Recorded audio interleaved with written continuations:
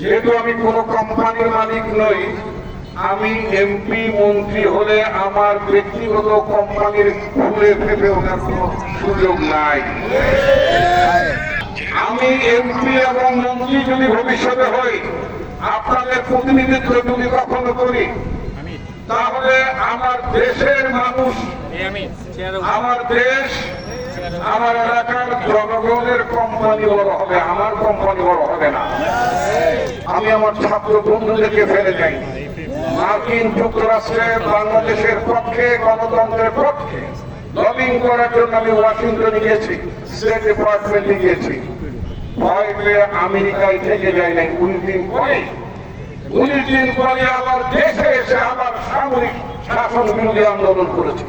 আমার সাংবাদিক বন্ধুরা জানেন, এই পার্টি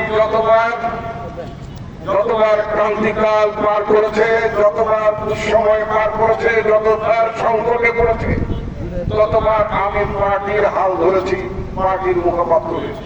হালালের বাইরে হারামের পথে চলি না।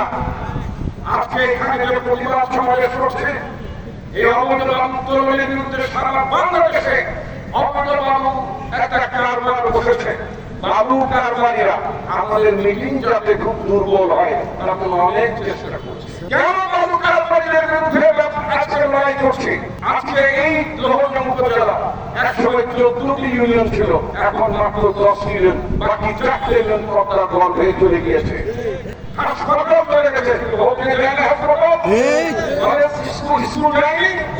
ভবিষ্যতে যাতে এইভাবে যাতে নদী গর্ভে মানুষের বাড়ি ঘর না চলে যায়, স্কুল চলে যেতে না যায়, হাসপাতাল যাতে চলে না যায়, সেজন্য আমরা অবৈধ আন্দোলনের বিরুদ্ধে সারা বাংলাদেশে যে আন্দোলনের সূচনা, সেটা আমরা শিমুলিয়া ঘাট থেকে শুরু করলাম, যেটা অ্যাডভোকেট জাকারিয়া মোল্লা উল্লেখ করেছে।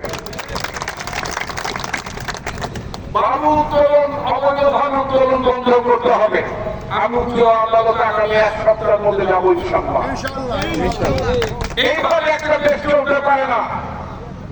বাংলাদেশের এখন বিপদের মধ্যে ফেলে দিচ্ছে অবৈধ মানুষ সন্ত্রাসীরা। আমি জেলা প্রশাসকের কাছে সারা দেশে, শুধু মুন্সিগঞ্জে বিভিন্ন সারা দেশের জেলা প্রশাসকের কাছে আহ্বান জানাই, এই বালু মহলের নামে যে ইজারা দিচ্ছেন, কাদেরকে দিচ্ছেন, তারা কিভাবে বালু খাচ্ছেন জানেন আপনারা? তারা যেভাবে হাতুড়ে বিদ্যায় বালু তুলছে, তাতে করে আমাদের নদী শেষ হয়ে যাচ্ছে, আমাদের জনপদ শেষ হয়ে যাচ্ছে, গ্রাম শেষ হয়ে যাচ্ছে। এটার জন্য একটি বিধি ব্যবস্থা দরকার। এই জন্য আদালতের স্বর্ণপূর্ণ কর্মসূচি শিগগিরই, কোনো ছাড় হবে না।